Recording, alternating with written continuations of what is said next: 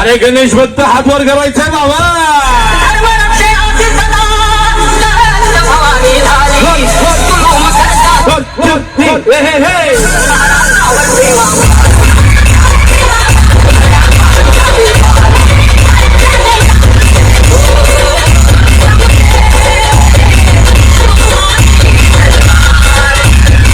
आता कसं आहे ना बाबा, त्याला म्हणतात डीजे कॅटी खातो.